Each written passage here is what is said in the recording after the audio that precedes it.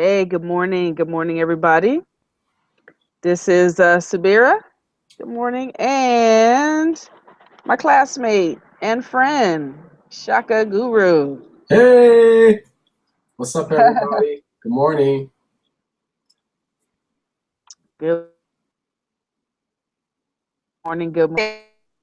Take you guys into our class last night.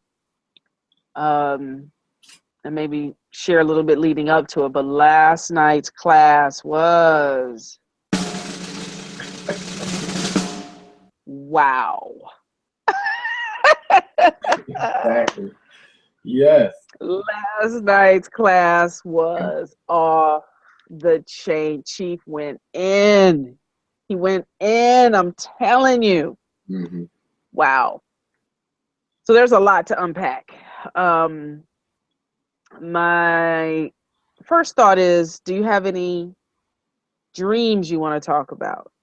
Or any of your clients' dreams? Because those are just, as we know, an extension of Of your ourselves. mind. Yeah. So do you have anything there you want to discuss, or you want to jump right into class? What we learned. Um, well, I got a couple of dreams now. I've got a couple of clients. I won't say their names, but Yep. I will discuss a couple of dreams. One client had a dream, another dream. She's had several within the last, I would say the last couple of weeks. I mean, she's been on fire apparently with dreaming. Mm. Um, and the dream, well, let's just discuss the dream last night. She said it involved her going to a birthday party. Then her sister and Jay, a man, got angry at her. Her Okay. sister was angry because she thought that she was being secretive. So she ran away. And Jay got angry because he felt that she should have ran after her sister. Mm. So he was angry and yelled and cursed and then left. So that left her at the birthday party, Mm-hmm. and she was holding the birthday little girl, and she dropped the cake. So I guess she was trying to hold both of them, and she dropped the cake. And but the cake didn't even, it didn't even get damaged. So they picked the cake back up and Mm. pretended to cut the cake like nothing had ever happened. Mm-hmm. Then she said someone put her purse away so that nothing could be stolen. And then Kay offered to give her a new designer bag. She said that she wanted to pay, but Kay giggled and said that it wasn't necessary that she pay. So that's the dream one of my clients gave me just this morning, um, Mm. which is an interesting dream. Mm-hmm. Um, so I guess my preliminary synopsis, I mean, or my preliminary diagnosis of what's going on in this particular dream is that obviously she is having. I can tell you that I know she's having trouble with the two people that she mentioned, her sister and Jay. Okay. Okay, so that's clear. However, it's also clear that these people cannot have. This is just my assessment. They are parts of her that can't enjoy themselves even in a setting where it's celebratory. Mm. So in a birthday party, these people are still angry. They're still perturbed or finding little things, or you ain't do this or that, right? Which goes back to last night. You see, Mm. seeing the bigger picture, right? Yeah. And you And said in not her dream being. she didn't even the cake dropped but wasn't damaged, so they couldn't even. Oh, they left before that. They Oh. left before that. They couldn't even get. They didn't even really make it to the party. So she Oh said wow. after they left, then she dropped the birthday cake. But these people were gone. They couldn't even focus on the birthday party. Oh wow. Upset with her and being secretive, and this guy is upset because she didn't go after her sister, and so that's what happened. So these two people in her life play that role. You know what I'm Interesting. saying? Interesting. The fact that she did drop the cake and the people who were still at the party, who remained at the party, and were able to enjoy themselves, the fact that the cake was not damaged shows that it also speaks to the bigger picture. Right. That's what I was just about to say. Yeah. Yep. Also speaks to the bigger picture. Maybe they're optimistic, sort of like they knew what they were there for. You know, they knew what they were there for. And so that was that. And then she said her purse, somebody put her purse away so that nothing could be stolen. And also received a new designer bag. Now, a purse, you know, obviously a purse, people say purse, pocketbook. Purse is where you keep your money, obviously, and which is valuable. Valuables. But you remember your grandmama purse, and it have a half a piece of gum in it and a peppermint somewhere. I was going to say that soft peppermint. Yeah, that's soft. I mean, if you were hungry, if you want a piece of candy, you might rummage through your mother's purse or your grandmama purse because there's probably at least one piece of candy up in there. Yep. So there are these hidden jewels. Yep. Not only the valuables, but there are hidden valuables there. There are things of value there that people have forgotten about in a purse. Okay. So basically, you know, it speaks to that. I haven't had a chance. She sent me this at 8:52. So it's now 12. Okay. So I had a chance to get back with it, but I will for sure.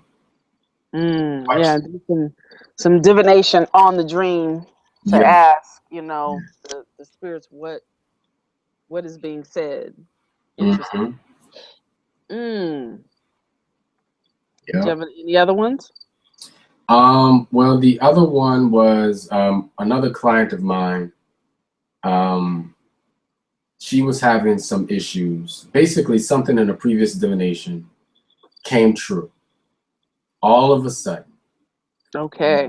Because it came true and I gave her the message, or the message came through me, she came back to me. It was like, look, brother, what do I need to do in order to get this thing going? Right. So essentially her dream was that, so essentially the situation was that she had a car, she purchased a car, the financing somehow fell through. Okay. Now, in her dream, before it even happened, by the way, people need to, which is going to go back to what we're going to talk about later about the class. Yeah. Before it even happened, she had a dream about driving this brand new car down an alley, and the paperwork, or she had some papers in the car and they blew all over the place outside the car. Okay. She goes and scrambles to pick them up. And by the way, there's a gang of men surrounding the car, thugs. You know what I mean? They're wearing like tank tops. Wife beaters is what a lot of folks call them, which is terrible. But they're wearing those, and they're wearing red shorts. And these are black men. Yeah.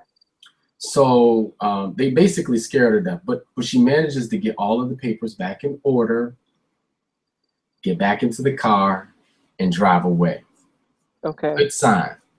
Now the dream transitions right after that, and then she begins to, she goes into a situation where she is going to visit a college advisor. Okay. However, this college advisor is an actual newscaster. A newscaster on the local television. So it's not, he's like in real life, in her waking state, this is his role as a newscaster. In the dream, he played the role of a college advisor. Interesting. Isn't that interesting? Came to give her some news. And he gave her some news. To give her, and to advise her, to give her some guidance. That's what a college advisor, they give you guidance. You should take this class, you should take, go in this direction, that kind of thing, right? Exactly. But this is the other thing. What if she is supposed to look at this man or listen to him closely for a message on television as a newscaster, and like seeking advice in the waking state, while he's in his waking state role, or listening for the clues. So listen, that takes me to, there's a song. Have you heard this group called Ibeji? Yes. So they have a song called Weatherman. Oh wow, okay. You should check it out. And in it, they talk of it, one of the hook is, or the chorus is, Weatherman, when the clouds burst, I turn to you. Okay. Basically when things look all kind of crazy, we go to the weatherman. Now I take that as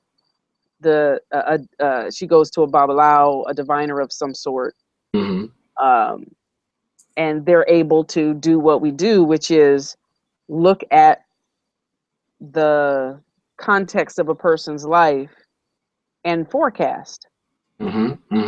So that just reminded me of that song. When I first heard that in that way, I was like, ooh. I was like, why would she say weatherman? But okay. We got sun coming in the next week. So you're very right. It could be the mind's using his role in his mind to give her advice about a forecast. This is what's coming. Yep. So those are the two that I've had. I had someone else before, but I haven't really sent anything her way. So we'll see what happens as well. I got a couple folks. I'm pretty sure I have other people who are dreaming. Oh my goodness, Subira. You got dreams on top of dreams on top of dreams. Dreams on top of dreams. You know what I'm saying? And it's interesting that all of these people, some of them don't know, to come back to me to discuss these things. And it's only recently. So I guess go ahead and segue us in. Oh, you gotta have some dreams. You got some dreams or anything, or you want to go straight into? Well, I didn't. It was very strange. I don't know that I would categorize what I experienced as a dream, but definitely I know I was asleep clearly last night, and I was asleep, but I felt like I was awake. So maybe what happened was, I'm finally to that point where I'm dreaming, but being awake in the dream, conscious of all that's going on in the dream. Okay. That's what it felt like. And so what happened for me, what I experienced was, when I went to the mountain on Sunday, I remember feeling fear, a little bit of apprehension, nervousness around getting off the beaten path, especially when the spirits were saying, you need to come up into the mountain. I was like, nobody knows I'm here. Nobody knows, what trail I took up. Nobody knows how high in I hiked. I don't know if this doesn't feel like a smart thing to do. I was feeling like my imagination was saying, oh, some scary mountain man might be up there and, hurt you and that kind of thing, which, those things have their place to consider. But the overriding feeling I had was definitely comfort and joy, and I felt completely at home. Which, on yesterday's class made sense. Some of the things that Chief said. But initially going up, that's what I was feeling. So last night, after I had laid down to go to sleep, whether I was asleep or whatever, I don't know. But I was feeling the mountain, if that makes any sense. I was feeling Oh yeah. the mountain. Like, I don't even know another way to describe it except I was feeling the mountain. The way I felt on the mountain, I was feeling like that. I had brought it home with me. Like, okay, got it. Got it. So while I went to collect the my pieces, Mm-hmm. I understood. It just dawned on me, what? That I brought the medicine, the mountain back with me. Mm-hmm. By spending that time up there, I actually brought those minds, those spirits back with me. You know, whether I'm breathing it in, touching the dirt. I've never had that experience before where I actually felt a place with me. Mm-hmm. And I was also having feelings like it was telling me that the people in my life, like the closest people to me, Mm-hmm. have an energy of a mountain. And what do I mean by that? Mm-hmm.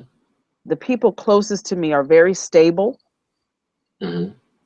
very, I mean, even their body structure, a lot of them is very solid, stable, secure, um, immobile. Like they are there. Right. Um, and I also got that that's the kind of energy I need around me, at least right now. I don't know if it's always, but that is an energy that needs to be around me, at least at this time. Mm-hmm. So I ended up with this appreciation when I woke up for the closest people in my life. Um, for me to, and to myself, for attracting that to myself without even knowing what I was doing, but also to them for heeding the call and coming and staying and just being that solid energy. Mm-hmm. So that was what I experienced last night. Wow, that's a lot. Wow. That is a lot. That is a lot. But it's, I mean, definitely, yeah. I felt the same thing when I got the river water, or when I'm by the river. When I brought the river back to my house, I felt that. And I still do to this day. And as a matter of fact, a lot of the medicine that I collect is, on rivers or by Mm, rivers. yeah. And this was something that I wasn't necessarily aware of before, but definitely aware of it now, that there is why are we attracted to these places? And that may be information we can't necessarily give out. Right. If we can, who knows? But, you know, I mean, last night, Chief was going in on that, and I was like, whoa, Mm-hmm. whoa, whoa, whoa, whoa, whoa. So, yeah, definitely understand what you're saying. And I still feel that way when I had to go to the mountain, Yeah. for, another course. So, Mm-hmm. um, because that is, like you said, that's here. And the other thing to think about, I think we've talked about this before, uh, the smallest bits of anything, again, if you bring an environment back, you don't need to have 40 acres. If you have a handful of dirt from the right place with the right energies in it, Mm-hmm. that will change, or it will change all of the influences in your, in your area, or Right. wherever you are. If you're carrying that around, it can Mm-hmm. work. Even that little thing could work as a talisman. Isn't that something? Yeah. You Yeah, I know. want to have some conversation later about what is a talisman. Mm, That would be a great, I think, a good conversation to have too. yeah. Wow. So get us started on the class. What were your takeaways? Ooh, goodness. Ah, okay. Well, the first thing was, and this is, A lot of these things, let's just tell folks, this isn't new information. This isn't stuff you haven't heard before, but it's definitely stuff that bears repeating because clearly we as human beings forget. Mm-hmm. So what I took away was number one, I chose to be in this process. Like, Chief didn't come knocking on my door saying, hey, you have to come sign up for this experience. Right. Something in me pushed me, pulled me forward to this experience. And further to that, said, engage. Mm-hmm. So clearly, there's something here for me to get. There's something here that I need to know. There's something here that, my ancestors and spirits want me to gather. So that's the first thing. We're always at choice. The second thing is things are not always as they appear. Mm-hmm. And, for me to, it's just a retraining of how I use sight, which is the whole reason I'm in this process. I want to be, my cat looks crooked, it's crazy. I want to be able to see things as they really are. And my eyes do not give me things as they really are. Right. And that's in all things. All of these are just universal principles. So I'm always at choice. We're always at choice. Our eyes do not see things as they really are. They often see things or mostly see things as we think they are because seeing is a function. I mean, physical seeing is a function of the brain, Mm-hmm. not of the eye. So whatever story that I have going on about what I'm seeing, it's going to show me that. Mm-hmm. And that's a tough one because that requires me to be responsible, Mm-hmm. for me to take 100% responsibility for what I'm looking at, because I have the power to call a thing, and whatever I call that thing is what it's going to become. That's a lot of power, that in and of itself. Mm-hmm. Um, Also, Chief was saying, slow down. So it made me think, okay, he is deliberately moving at this pace. This is not an accident, happenstance, uh, or anything else.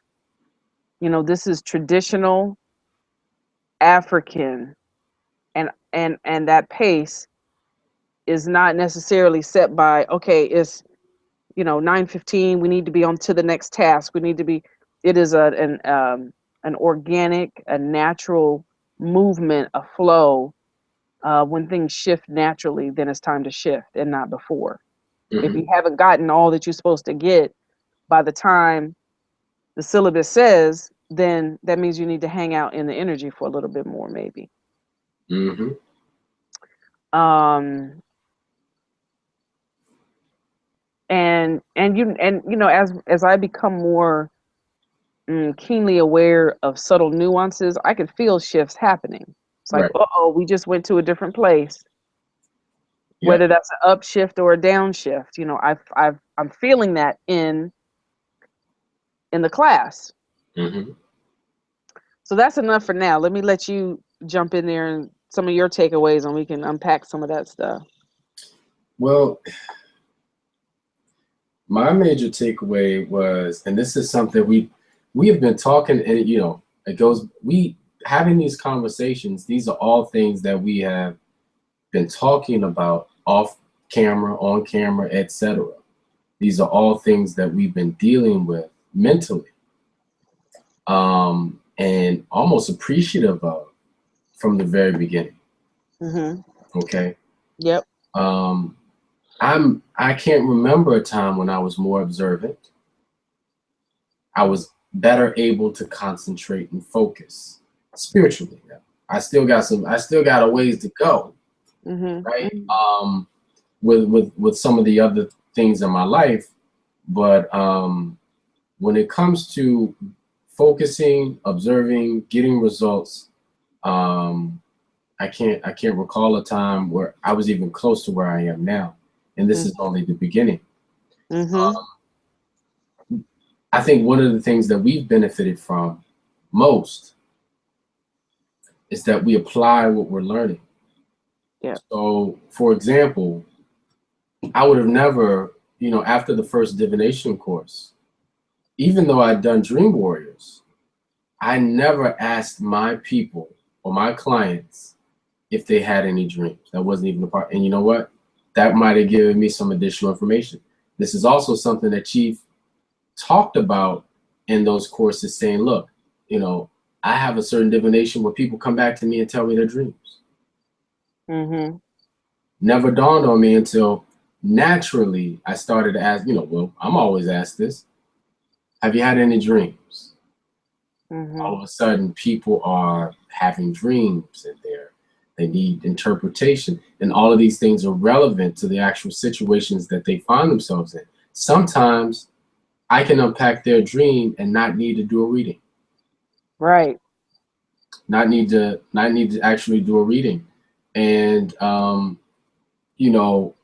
to go into another direction of the importance of observation, concentration, and focus. In Western culture, these things are represented by the number one. It's primary. Yes. Yes. It's principle. It's the beginning. The beginning begins with observation. Mm-hmm. Taking a look and seeing what's going on, trying to organize it in a way mentally or with your eyes. And then from there, you're able to figure out why things are happening or what's contributing to this process, or, where am I at the moment? You have to observe in order to do that.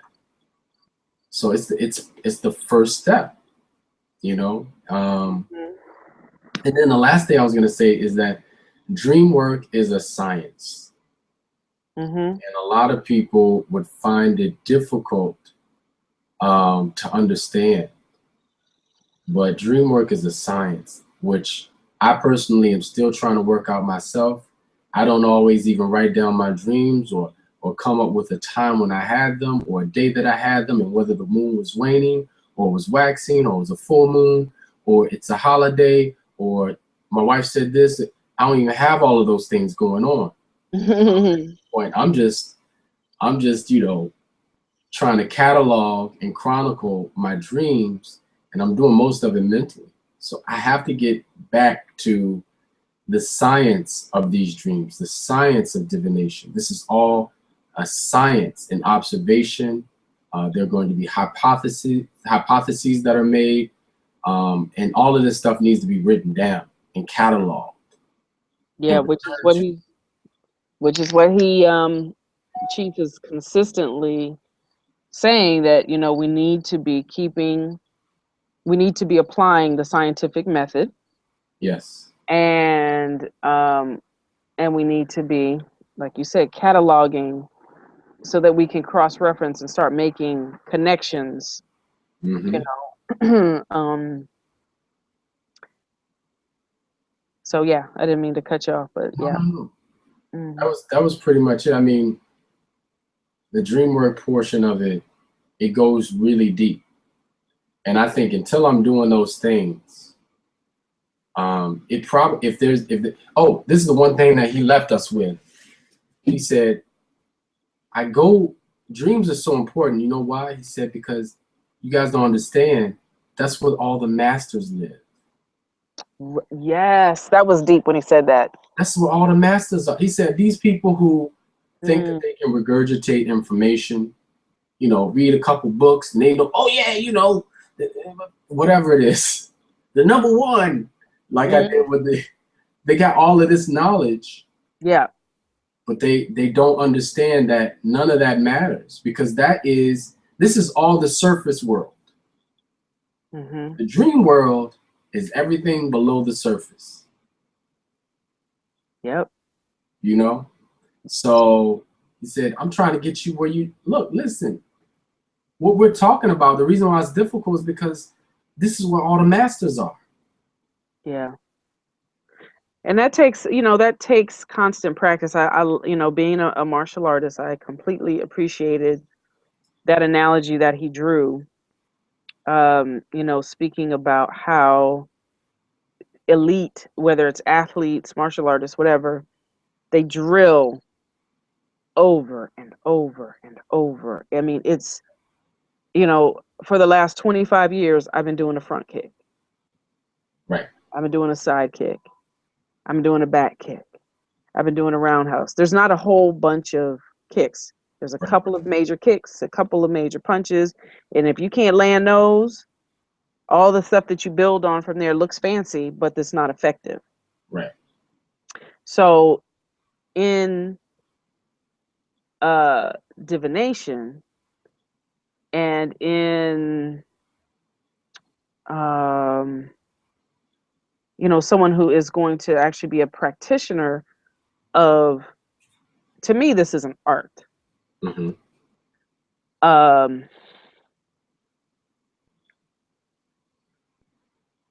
Then that also requires that I do the basics, drill the basics for years. I think I read somewhere it says, you need to do something 10,000 times Mm-hmm. to get close to mastery. So we're just starting to go into the dream state. Like, I'm just getting to the place where I'm like, okay, I need to be awake in my dream. I need to go to sleep, but wake up and be able to move around in this world. And it's so much easier to just go to sleep and fall asleep and be out of it. Again, to me, that's another level of responsibility, being able to respond and walk in both worlds awake. And not to cut you off, but I wanted to just remind you of what you said about your grandmother with when you all were living in Japan. And the responsibility she had. So she was able, hey, y'all all right? This is, she might not have said a hurricane was coming or whatever, but you see what I mean?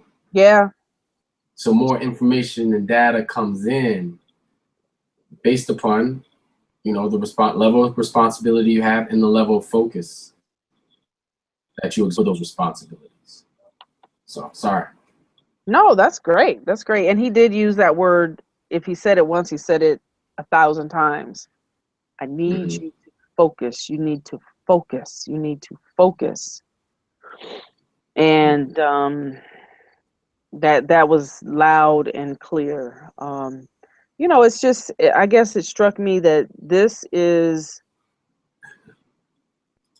one of the things he said was, you think you know what's going on here, but it's a whole other thing. Like, y'all have gone already down the rabbit hole, kind of thing. Right. Is what I heard. Like, y'all don't even understand the realm that you now have access to, or what you're getting, or what you have access to, and what is on the path if you keep going forward in this practice, in this science, in this art.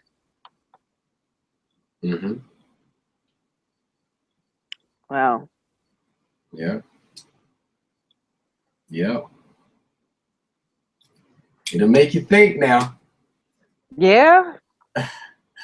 Yep. It will make you think, make you see things in a whole different light. Whole different light. So. Yeah. Yep. All right. Well, go ahead. More, but just too much, too deep. You gotta take a course. Yeah, right. It's something. It's something. Wow. Yeah, even his tone of voice was like an octave deeper and slower, and he was very deliberate. Did you say hypnotic? It's in some ways, yeah, very commanding, but in a very gentle sort of way. Yeah. Guys. Yeah. Oh yeah, the whole call was like Boom. shut down. Yeah. The whole class was just. I mean, I would be honest. Usually by 9:30, I'm like I'm on my way to sleep. Mm-hmm. I was awake with bated breath. Wow. So I know I'm gonna have to go back and listen to the replay of the class, at least portions of it, Yep. because it was just, it was so much given, so Drop much. rules. Yep. Yeah, so So that was awesome.